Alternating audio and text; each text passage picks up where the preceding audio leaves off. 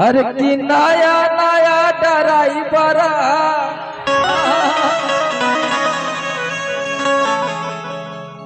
कंवरिया ले ले चला वो सब हुई।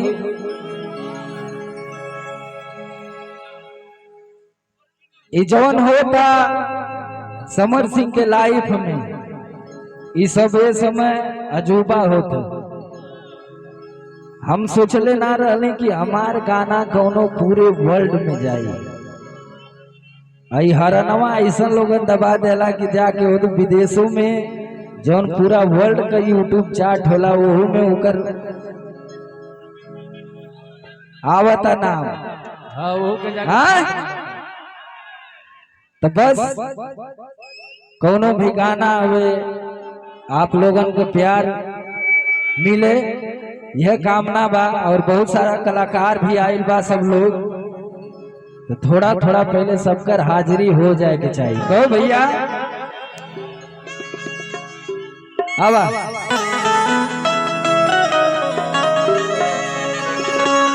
कोनो भक्त माई से कहता कि ये माई हमके कुछ चाहिए ना, लेकिन राउर आशीर्वाद मिल जाए तो हम बहुत कुछ पा सकीला कर सकीला। तो कौने भाव से क्या कहता भैया, कैसे कहता भैया कि ना बंगला ना मोटर ना कार माई हो,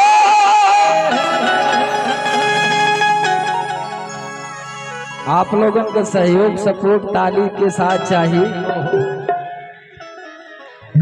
कलाकार का सबसे बड़ा धन यह है। हाँ जी का भैया, हाँ जी हाँ ना। तो भक्त कहा था कौने भाव से विजय भैया हम लोग के बड़े भैया बड़ा दिन के बाद मिले थे। हमने के टीम के बुजुर्ग आदमी हैं।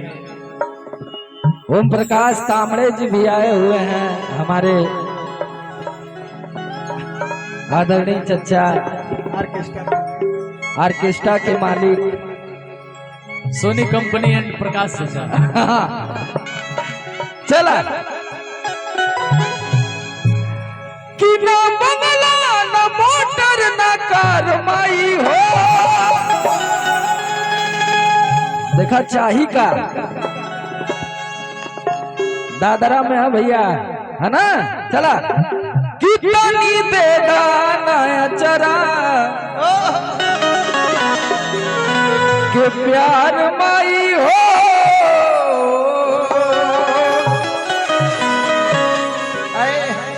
कहो चा लाइव हुआ का तो फॉलोवर है जुटावे आ लिया वाह राम जन्म भैया।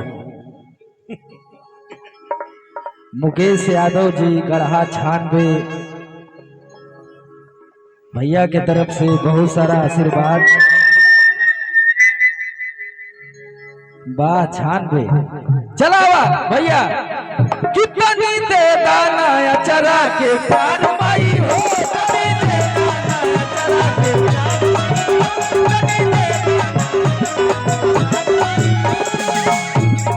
ऐसे ना हमारे साथ झूम के दोनों हाथ उठा के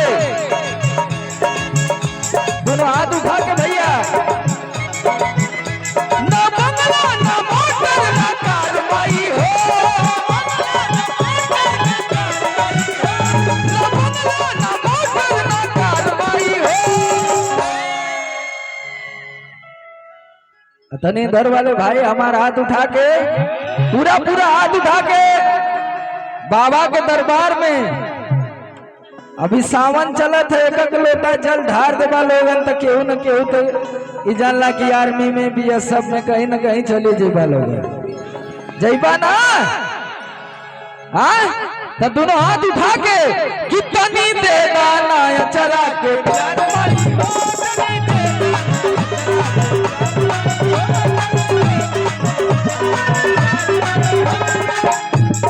मैया के पाँव पे धनिया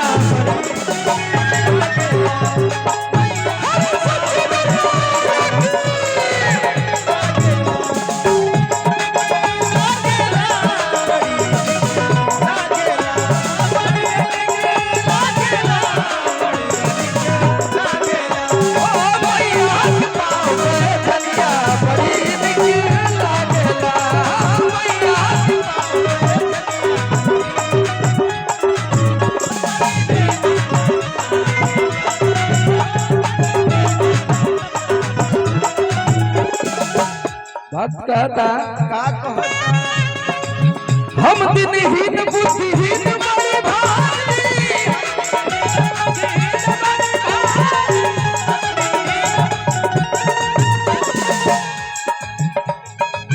पानी अनबूझ बुझा हमारो लाचारी।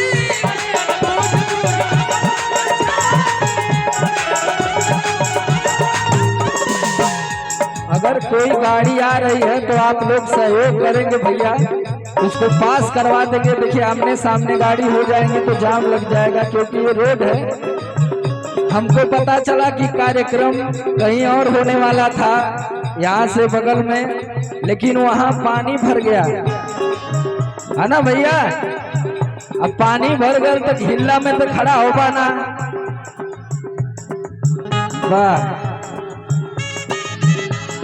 क्या बात है। देखिए ये आशीर्वाद भैया के तरफ से महादेव के दरबार में। भक्त कहता हम दिनहीन बुद्धिहीन बड़े भारी,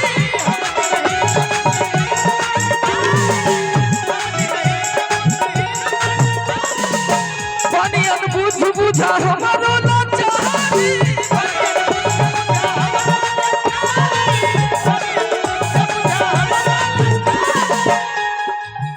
और की पानी अनबूझ बुझा हमारो लाचारी। ए माई कहता भक्त पानी भइल औकात बिन लाचार माई हो।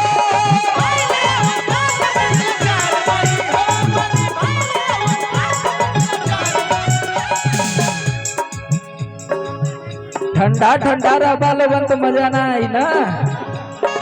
अब वैसे गाजीपुर तो हम जानी ला कि बीरन का माटी है। हम आई ना गौले रहनी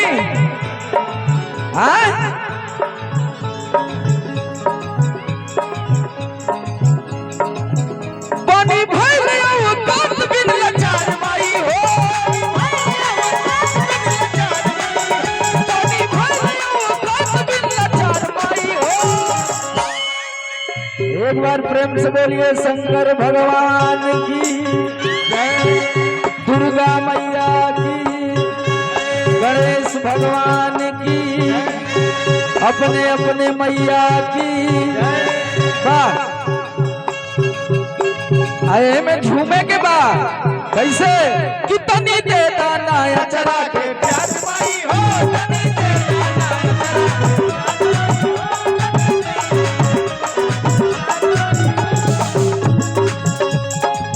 भैया भैया आराम से देखा गाँव में अइले के बाद ये कुल गवाला काका हो हमारा के रहिया बताई दा। काका हो हमारा के रहिया बताई दा, पानी फुलाई तनी घर पहुँचाई दा। पानी गौआ के ना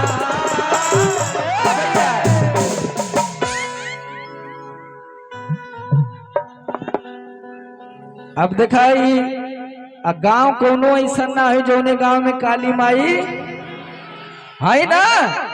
एक बार प्रेम से बोलिए काली मैया की। वाह कि काका हो हमारा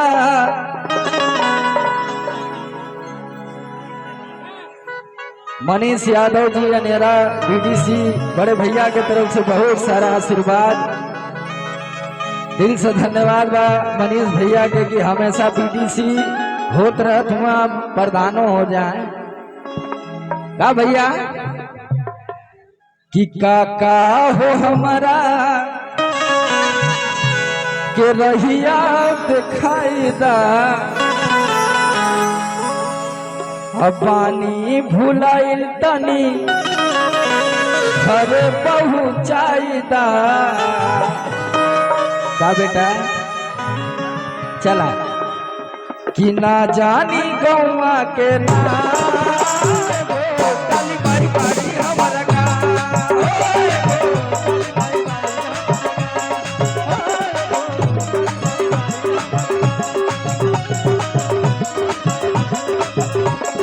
काका हो